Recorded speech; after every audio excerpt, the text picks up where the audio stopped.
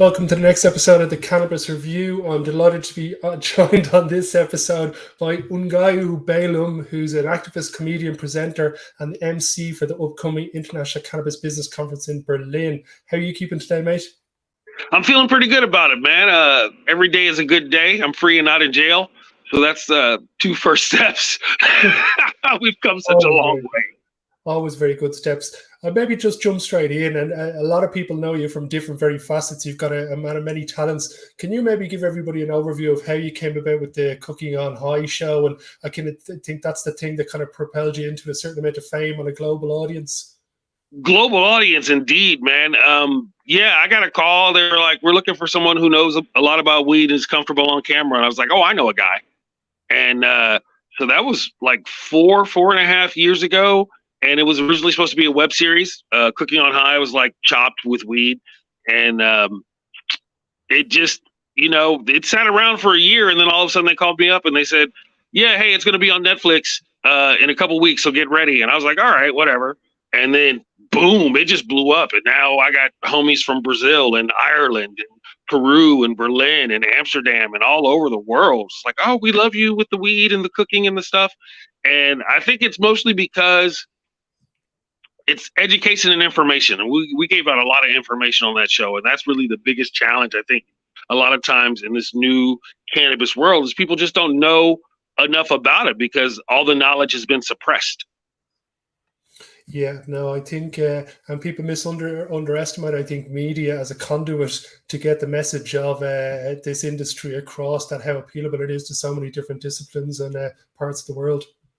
It's true. And, sometimes we forget about the power of Netflix. Like, I've been on television a couple times. I've been a comedian for 30 years. So we used to do all the comedy shows back in the 90s. And that's definitely a big way. I mean, people notice you, people see things.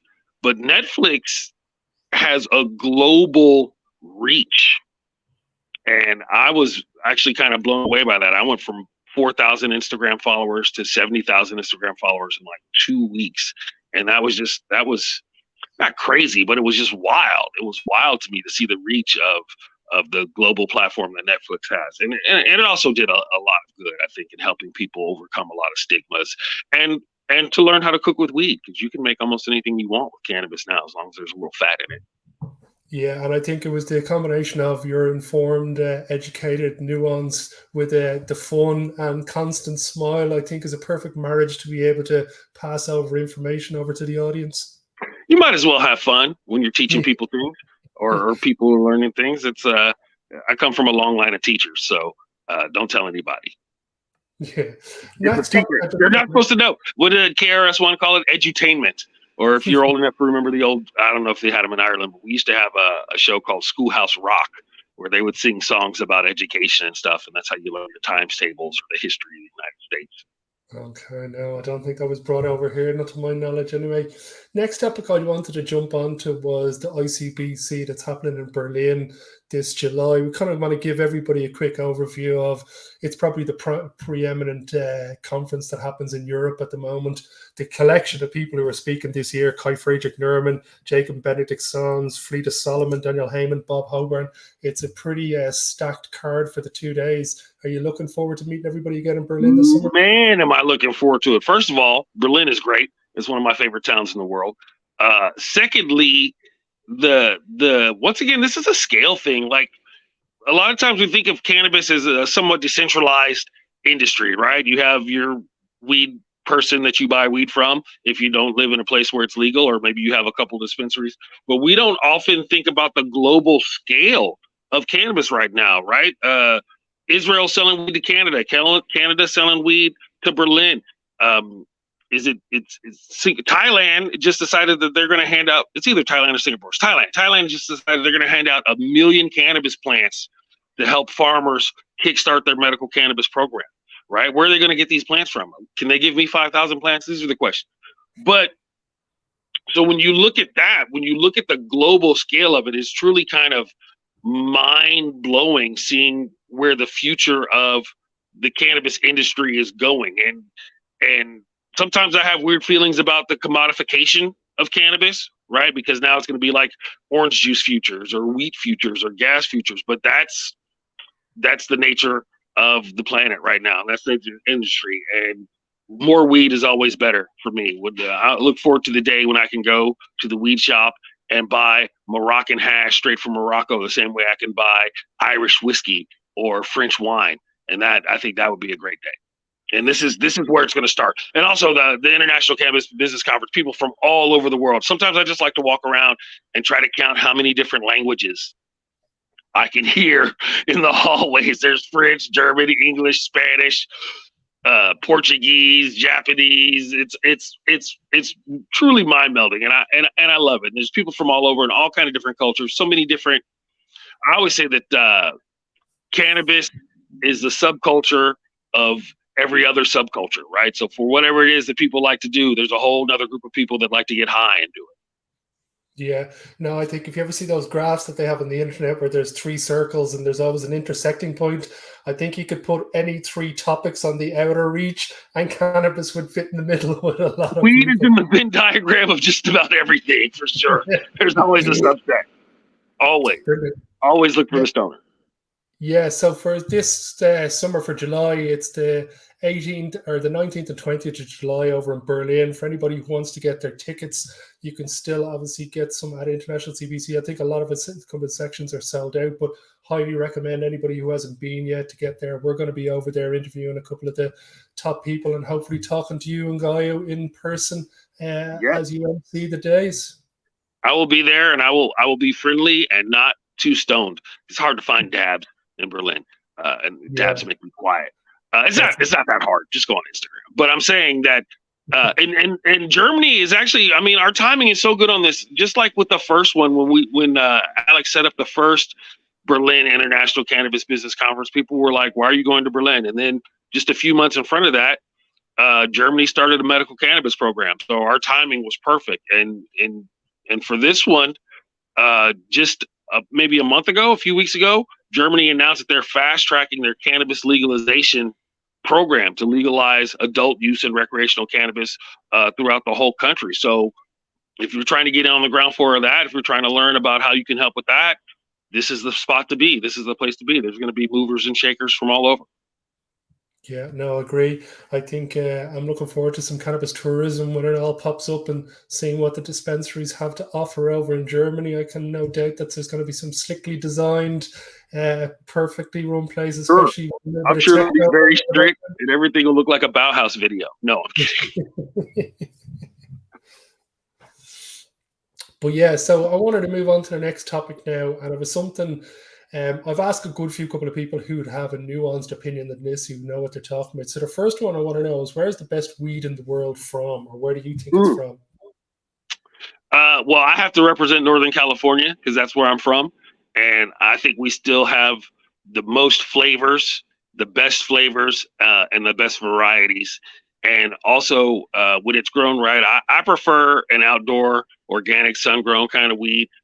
Indoor weed is cool too, but I think California has some of the best weed farms on the planet. Northern or Southern Oregon is a close second.